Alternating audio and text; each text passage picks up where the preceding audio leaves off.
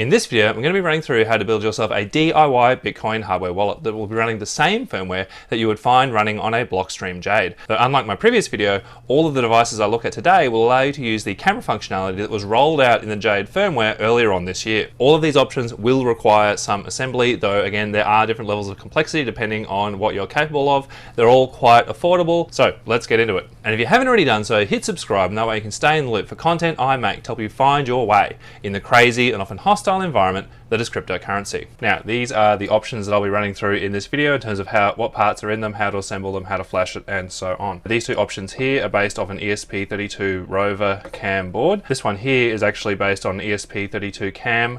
Over here, these two options are based on the Lilygo T Camera Plus. These three here just all plug together. No soldering required at all, but they also don't have any batteries. And yeah, this one here just has a one button interface, unlike these ones that have the full number of buttons. Both of these do require a bit of soldering.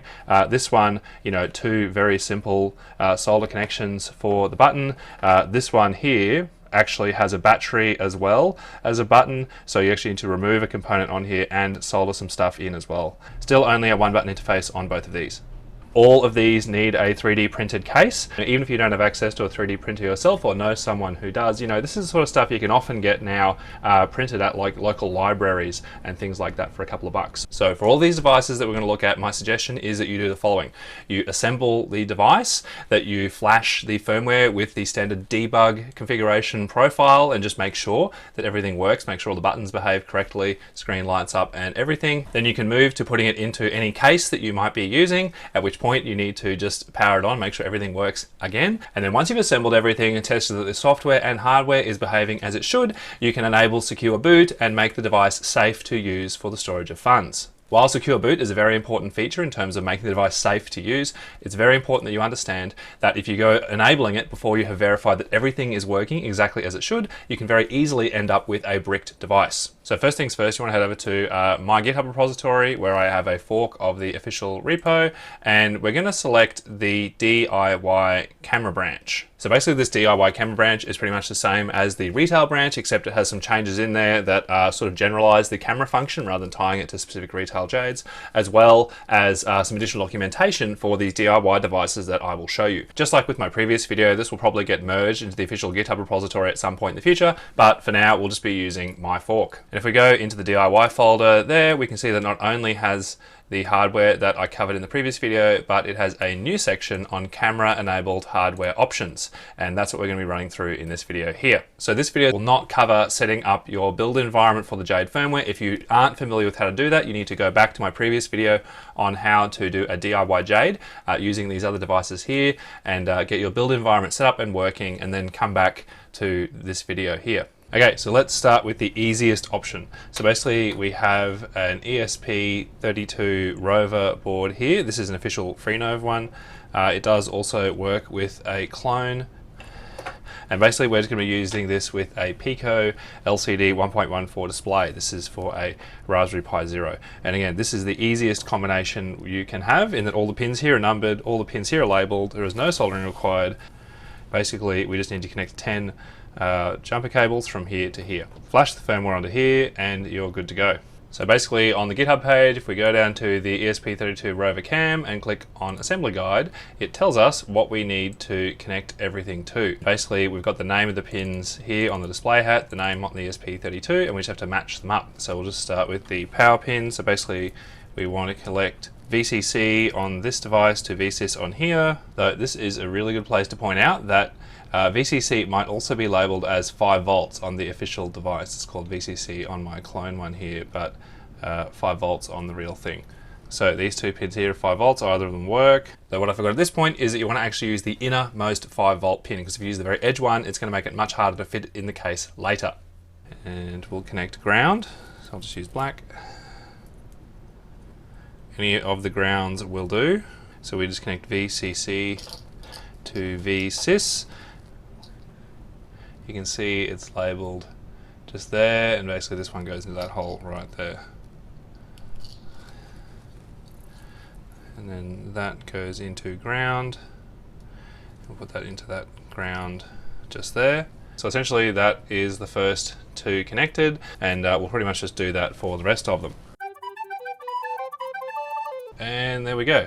So I've connected all of the wires through, and now we can actually flash some firmware to this and test that it runs. So just like with all the other builds, we're going to go into the configs folder. We'll get the one for the ESP32-Wrover-Cam, and we'll just paste that into the main folder in the repository. We'll delete the existing SDK config files if there are any, and we'll just rename that to be sdkconfig.default. We can now head over to our IDF environment. We will just flash it.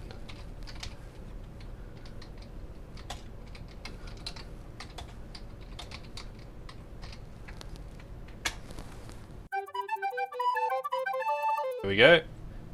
So that is now running, and before we do anything else, we can actually just check all the I/O works. So we should expect to see that the buttons are pressed and released when we do that.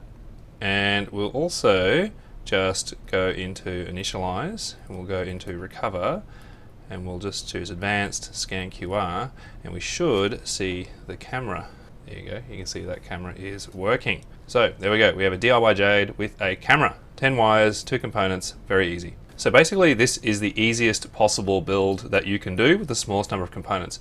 One real quick quality of life improvement that I often do is I'm personally not a fan of these sort of female to male DuPont connectors. I actually much prefer to use female to female connectors, and actually to use these sort of equal length header pins, basically just to shove in there, just because I find the female ones tend to grab onto the pins better. Not strictly necessary, just personal preference. So let's put this in a case. So this is the simplest possible case you can get. It's certainly on the large side, but again, this build is all about simplicity. So we just basically shove that in there, make sure the camera lines up. The other quality of life enhancement that these give you is it makes it really easy just to unplug these as a single bank and then plug them all back in again once you've got this screen in. But anyway, we'll persist with this approach for this one. There we go. So that has just been, that basically just dropped straight in there, and we're just going to push that down until it clicks. There we go. So that has clicked in there. So basically we just sort of want to guide the cables towards the back and to the middle, because that's where there is the most space in there. Sort of like tucking them down into this back part here. Okay. And we'll just sort of shove it together just like that. And there we go. And there we go. So we've basically got the hole lining up with the slopey bit, and we just sort of stick it all together. Now let's plug it in and see if it still works. Because we did just sort of shove the cables pretty violently. Let's see. So button B is working, button A is working, and the click is working. And if we go recover, advanced, and let's scan a QR just to make sure the camera is behaving. Yes, it is. So there you go. It's pretty large, but it is a working Jade. This is the easiest possible build. Least number of parts, and you just sort of shove it together.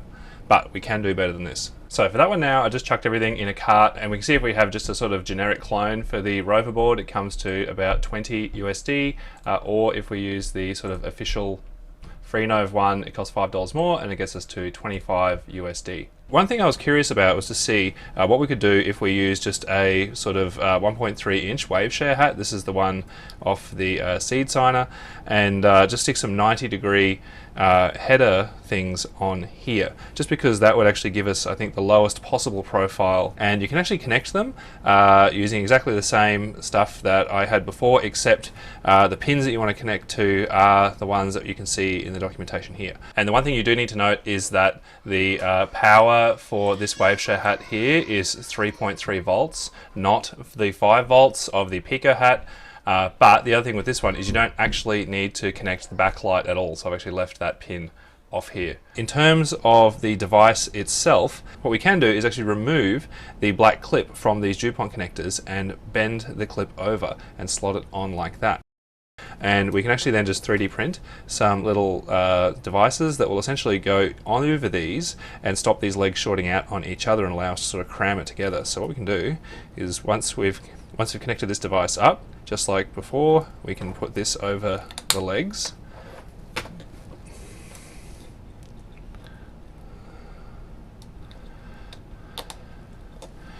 And basically then we have a device that is much thinner. We can get this case here, which I've also got the links to.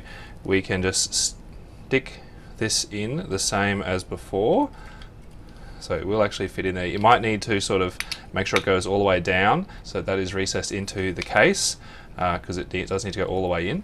Basically then, we can thread this screen through this one here. And basically what we're going to do, you can see there's sort of like a long overhang on one of the sides of this. We want to line that up with the top of the board, so that's with key 1. So we'll just sort of slide it in under that overhang, and then we can just clip this down, and that just goes in there, and then this just slots on top. And there you go. We've just got to push any wires out of the way that might be stuck. And that just is a press fit for the moment. I'll probably come back and improve the latch on here, you know, pretty close in size to a Seedsigner, so that's not bad at all. Definitely an improvement over this. Now, if we power that up, the one thing you'll notice is the image is actually slightly offset. That's because we basically just need to change this slightly to work with the larger display as compared to this one. Once you have connected it, basically the changes you need to make are these ones here, but I'll just show you how to do it using Menuconfig. So we'll just stop our monitor over here. We'll just say idf.py Menuconfig. We'll go into the Blockstream Jade options, and we're going to go into the display driver. So what we want to change is these offsets. So we are just going to change these down to 0, 0, 240, whoop,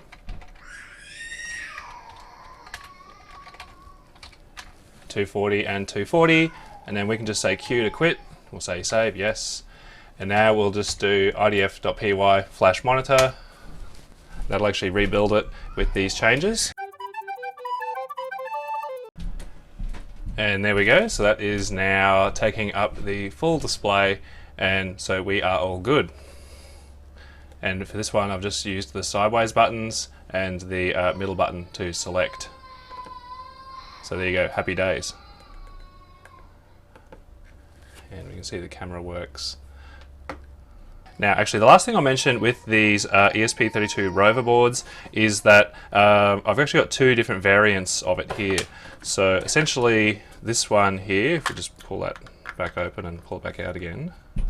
So if we pull this one open, we can see this is the actual Freenove ESP32 board, whereas this one here is actually a cheaper version, which is just a clone. And these 2 boards are pretty much identical in terms of the pins. However, firstly, you'll notice the official one has a USB-C plug on it versus micro USB for the clone. Essentially, clone ones, like this one specifically, need you to actually restart them after powering them up before they will work. Whereas this one here will just start every time, no worries at all. And I'll just show you what that looks like. So with this official one, if I just plug that in, it'll just start up and just work. Whereas this bottom one here will actually, if I plug that in, you know, nothing happens. So you might think you're a dead device. So you can actually fire this up in 2 ways. You can either press the this button on the PCB through here, just like a toothpick or something. You can see that's started it up now.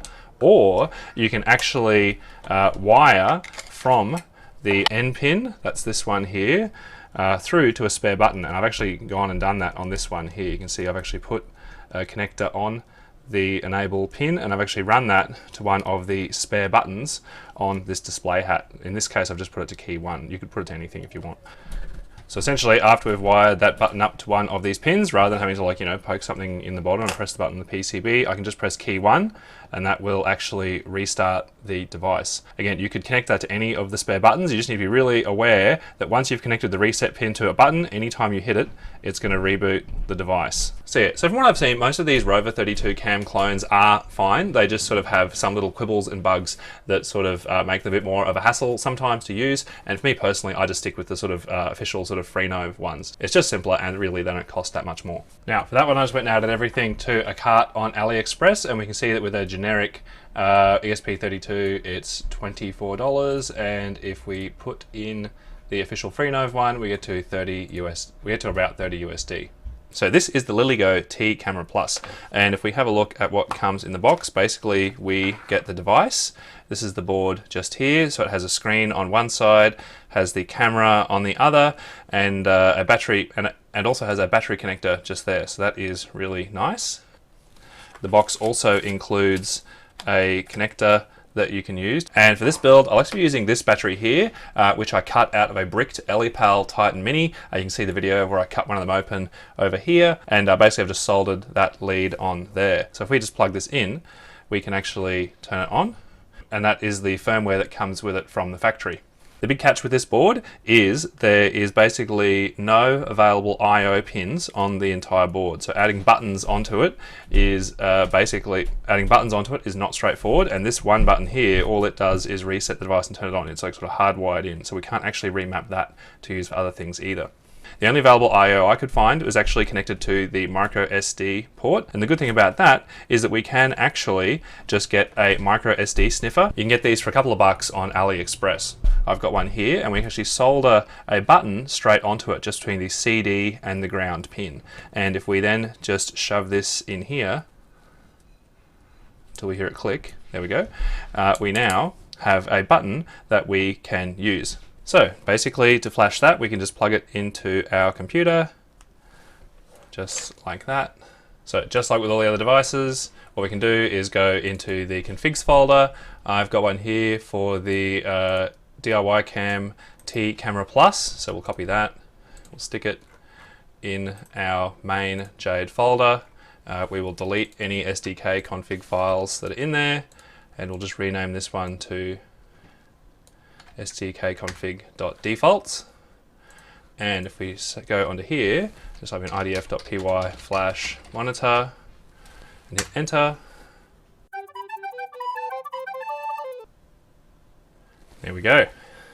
So this is running Jade, and we can see that when we press the button, we get the button press and release. And this is running a modified version of the firmware, so that basically it will just loop around the menus when it hits the bottom, so you can operate with a single button interface. So what we'll do is we will just say initialize, hold down the button to select. We'll say we're going to recover, and we'll go into advanced. And let's just make sure the camera's working, so we'll select scan QR, and there we go. So we can actually now see that that camera is working. So that is great. So basically, I've actually got a 3D printed case that I have made for these. Basically, it's simply a case of just shoving this in there.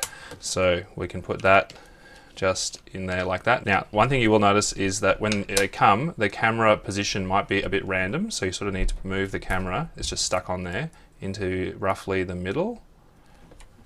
There we go. There we go. So now the camera's in the right spot.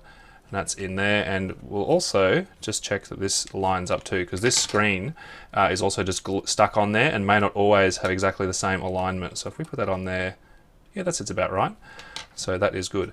So for this particular case, it's based on one that was released by Lilygo that I have just modified, and essentially the device screws in to the top part of the case first. These screws that hold the board onto the top are optional, but I find it's better to have the whole thing held together nicely. You will need this to be on here first, otherwise you won't be able to get it through the hole. So that just goes in there like an SD card. This just goes through there, like that. There we go. So now let's do these screws up. And now we just shove this in here.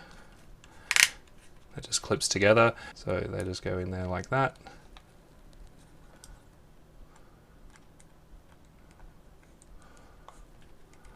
We'll just hold it together while we do it up until they're basically flush with the base. So there we go, and we can also just make sure that everything is still working correctly, and we can also get to the camera screen through recovery phrase login. There we go. We can see that camera is working too. You know, definitely a bit larger than the retail offering, but you know, this is actually quite a nice, slim, small device. If you're happy to have something that's shaped like this, still very easy to hold and use in one hand. This is an incredibly easy build. Basically, just buy it, stick it in a case, and you're good to go. So for this one, I've just thrown all the parts in an AliExpress cart, including a $7 soldering iron, and it comes to $35 USD. Now, the next thing I'll quickly show you is what you can do with this T Camera Plus board if you're happy to do some soldering in terms of the button, as well as being able to use it with a battery. So the second thing we'll look at is how to access that pin via soldering to the PCB. And you also need to be aware that this cover on the SD card holder is also ground. So you want to make sure that when you are soldering that you don't just put a big blob of solder on that shorts this onto ground or to the adjacent pins or to these surface mount devices over here. That said, if you pop the shield off, basically just, you know, start trimming on the edge and just carefully cut away the metal shield. This pin right here, which is the one we want, is much more easily accessible. And then we can just solder that right onto there. And you can see that I'm also pulling ground off this pin here. So once we have those wires there, the connection of the button is actually the same. So essentially we're just connecting one leg to the CD pin and another to the ground, and we are good to go. And the only other thing to understand with these buttons is the ones that have legs on both sides like this, essentially the pins coming out either side are a wire. So we can actually reuse the ground connection on multiple buttons, which is what we'll be doing in a sec. And if we power it up, we can actually just check whether the button presses are registering. So if we plug this in and the screen doesn't light up or the button doesn't respond, we probably shorted it out on something. So we're just going to plug it in there and just see.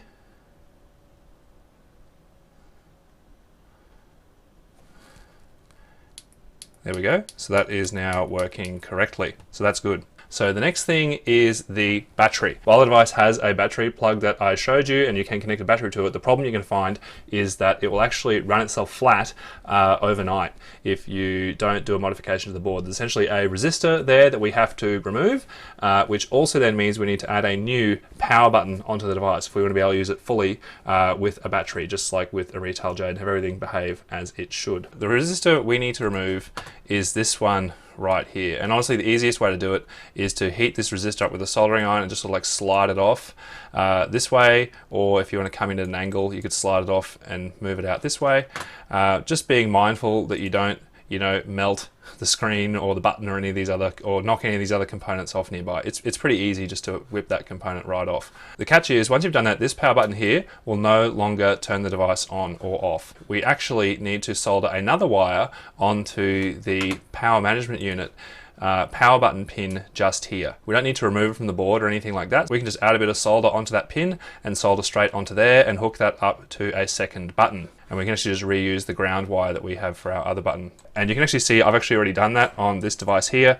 It's covered up by the wire and some glue, but that resistor has been removed. And this red wire here actually goes on to the leg of the power management unit and comes around onto this button. And then essentially the ground for this button passes through here onto the other one. So this here is the power button. This is the action button.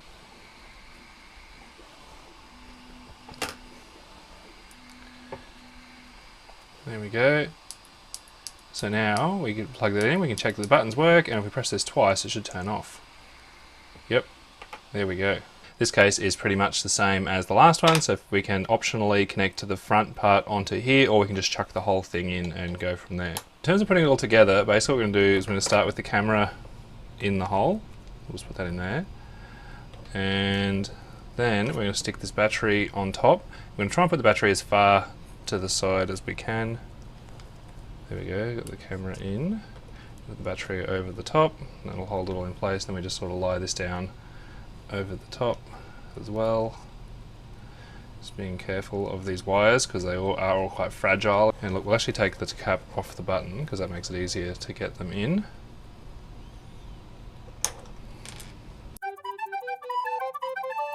Yep, that's behaving nicely. So let's stick the lid on before anything else moves.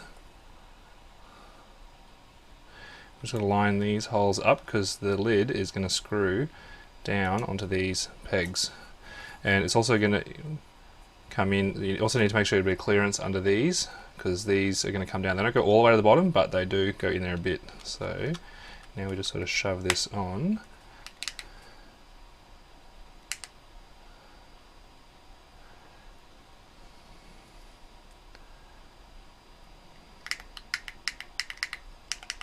There we go, so let's put some screws in.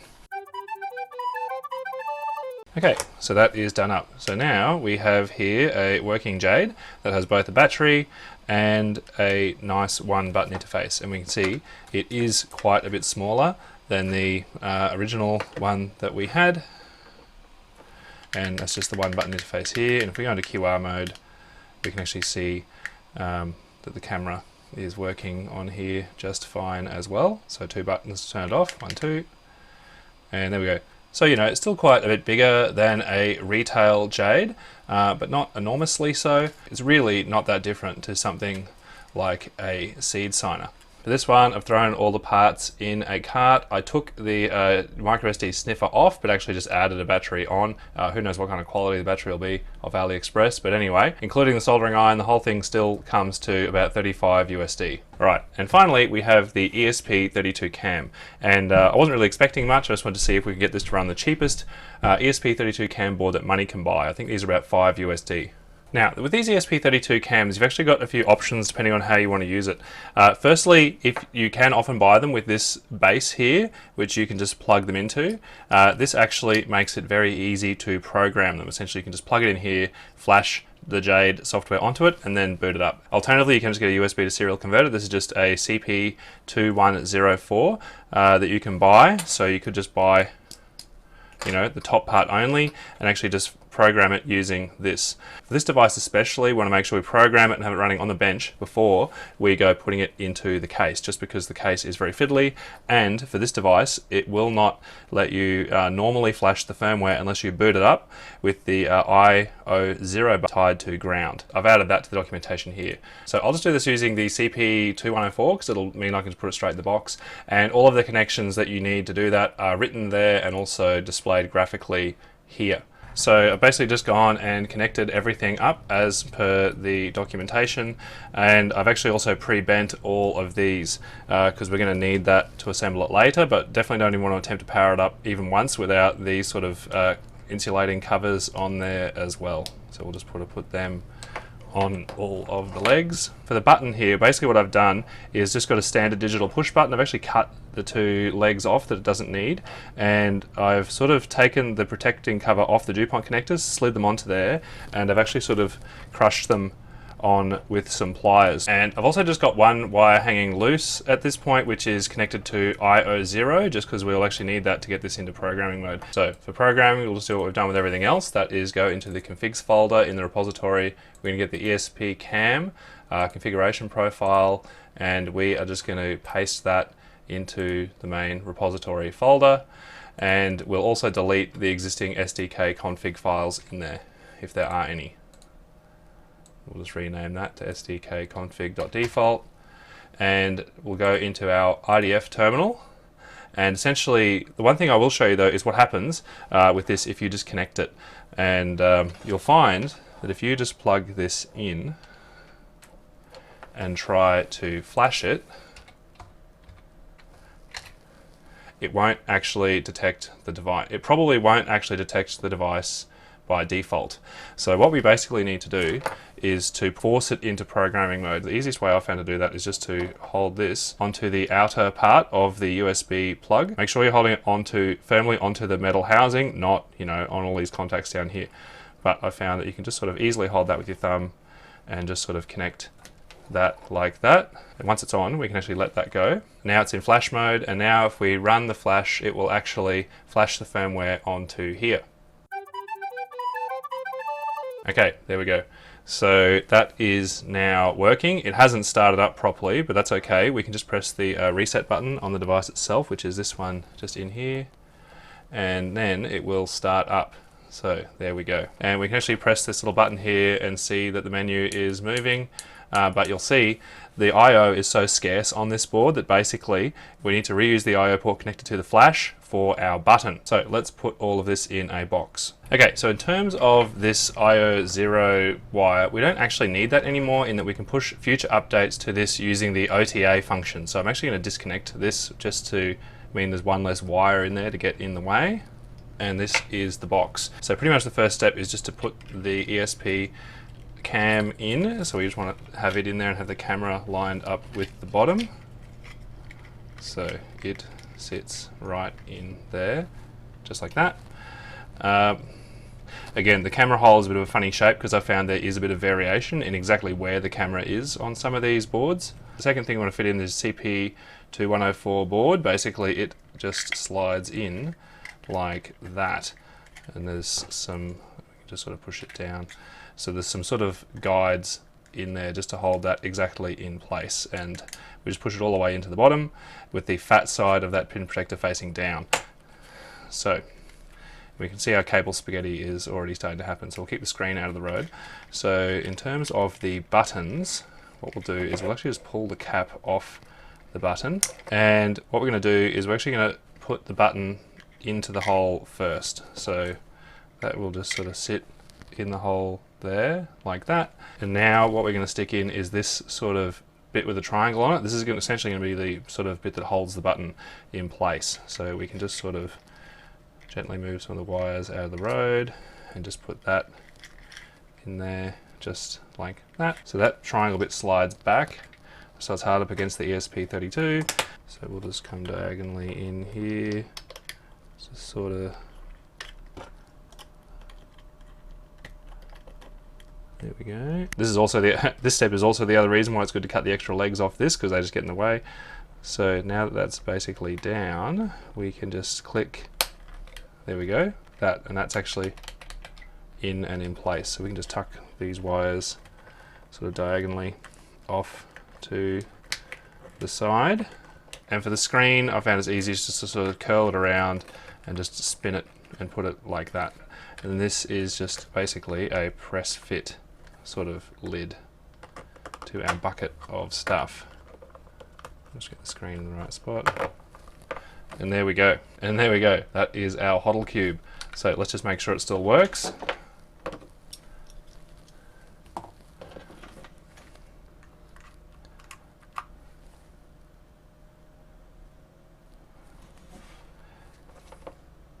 There we go. So that is working nicely. And I have actually left a hole on here. I'll also put a model up where that is just covered. It's a bit of a funny form factor, but you know, there's something to be said for being able to just, you know, connect it to any sort of random USB power bank you might have, just to get a device that's sort of nice and portable, you know, no cables required. So just add everything to a cart on Aliexpress for this build, and yeah, it comes out to be around 20 USD. Though the one thing that's worth adding with this ESP32-Cam option, if you have, you know, let's call it extreme price preference, you can actually do it without the USB to serial converter. So that lets you have a smaller case on here, and rather than just buying this on its own, you just buy it with one of these programming bases. They cost like 50% more when you buy them together. And essentially, you would just program this in here, you would take that out, and you would just power it directly with 5 volts. And pull the 3.3 volts you need for like the screen and buttons and stuff out of the board itself. You could shave about $5 off the price and do this for probably about 16 or 17 USD if you built it that way. And look, if you're just trying to run it statelessly or over Bluetooth, that might be enough for you. You might not actually need the ability to connect with it over USB after you have assembled it. Now, the last thing I will mention is that my repository this time does not actually include separate configuration profiles for no debug, secure boot, or NoRadio, because the process for doing that has actually now been integrated into a clever script when this was merged after my previous video back into the main Blockstream repository. So let's say this device was here, and you can see it has a little debugging turned on, and you can see Bluetooth is also on there. So let's just say, for example, we want to build a NoRadio. The tool we're going to use is one that is part of the repository, and it's called mkdefaults.py. And essentially how that works is we give it 2 arguments. The first argument we give it is the sdk-config.defaults file that we want it to modify. So if I put in, you know, /sdk-config.defaults, what it's going to do is operate on the this file that I most recently put into the main repository folder. You can also just change this with a path to one of the ones directly from the config folder if you want. But anyway, if you're just debugging and building one device, this is probably what you want. And I'll just hit enter on that, and it shows us the options that we can have. So let's say we wanted to do a NoRadio build. If we just hit enter, just type that in and hit enter. There you go. That has now reconfigured the profile for a NoRadio build and made those edits for us. So what we can do now is we can just say idf.py/monitor, and that will actually just rebuild everything.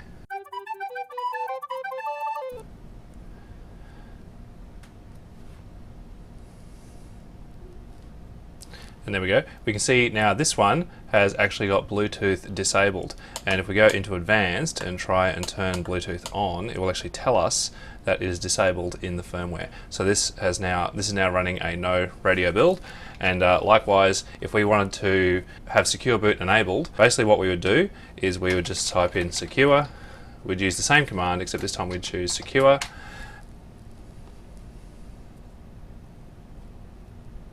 Oh yes, it wants us to delete the sdkconfig.rig, so we'll just get rid of that.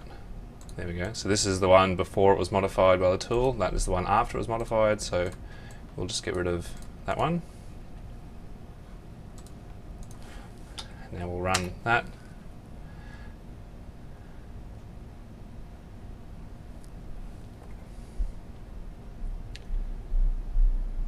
And there we go. So essentially what that has done is create so that has actually created now the correct sdkconfig.defaults file that we need to enable secure boot. So essentially what I'd do from here is the same process in the previous video in terms of generating keys and signing the firmware and those sorts of things. But yeah, the process of copying the configuration templates itself now has changed. So the good thing about this process is it actually makes it less error prone for you to copy the configuration template from different folders into the root folder. Essentially what you do now is you just copy the one configuration template that you would use for debugging and running a debug build, and you then do your operations on that file itself just using this tool, meaning that you can avoid the situation where you accidentally copy the wrong configuration template from a different file, or a situation where maybe some things have changed between different versions of the platform, and some of those changes maybe have not been updated in all of the profiles. A bit of a different way of doing things, but really it's safer to use and it's easier to maintain long term, and that's what you're looking for. Just in terms of choosing one of these devices, the other thing I will say is, for now at least, these two devices here have a USB device identifier that's different from the retail Jade. I've got pull requests open for HWI and Electrum to incorporate these, but that might take a while. If you're in a hurry, you can build it yourself. That said, having access to the camera function definitely makes that much less of an issue, given that it gives you a much wider amount of compatibility for other QR-based wallets. These three devices all share the same device identifiers as the retail Jade, so they will just plug and play with anything that works over USB with a retail Jade. In terms of camera functionality, everything seems to work fine except for QR code login. It seems to be a bit finicky on this device and on this one when running on a battery. If you're running this one just on USB power, it does the QR code login just fine, which makes me think that actually it's a power related issue for both of these boards, just because these ESP32-Cam boards are so cheap. They're not exactly known for their quality. It's possible that's something that might be able to be fixed in the code. I honestly haven't gone digging into it in too much depth. That said, they all work perfectly fine for just running statelessly and scanning a QR. They also work perfectly fine for doing transactions over QR and so on. So there you go. One of the questions that I saw come up a lot of times after my previous video was, can I easily add a camera to something like a Lilygo T-display, which is 10 USD? And unfortunately, the devices like that don't actually have the extra RAM that you find on either a retail Jade or something like the M5 Fire. In terms of the M5 Fire, I did have a bit of a brief look at it, but was running into some issues trying to get the camera to work correctly on that particular device. It seems like there should be enough I/O to make it work, but I do think there are some other peripherals on the Fire that might be interfering with that. So that's certainly something for further work in the future, or if you happen to give it a crack and get it going, I would love to hear from you in terms of that. In terms of readily available low-cost ESP32 platforms, it does seem like it is much easier to get the ones that have an integrated camera and add a screen to that rather than the other way around. The other thing I will say is, in terms of the 3D printed cases, definitely take them as mostly a proof of concept. They are not perfect by any stretch of the imagination, and I only really got into the 3D printing space and trying my hand in that about 6 weeks ago with a Sovol SV06, and I've got a link to that in the description as well. But the main thing there is to say, if you can improve on any of these cases in terms of both fitting things in there, making them easier to assemble, please do. Either way, it's been loads of fun, and again, a fantastic illustration of the power of open source software and hardware, and the difference it can make when a company really commits to doing this in their platform. If you do think that you want to make one of these and want to help me out in the process, there are affiliate links to buy this stuff on Aliexpress just in the description. So if you've got any questions about any of these particular builds or hardware platforms that I've used, definitely just leave a reply in the comments. Likewise, if you try to make one and start running into trouble, definitely just leave a reply in my comments. I do my best to answer all of them. Thanks for watching, I hope that was helpful. Hit like if you think that other people would find this video useful, and hit subscribe if you'd like to be kept in the loop about future content I make that helps people stay safe in the crypto space and to recover if they get into trouble. If you have any questions about this video or a topic that you'd like me to cover, just leave a reply.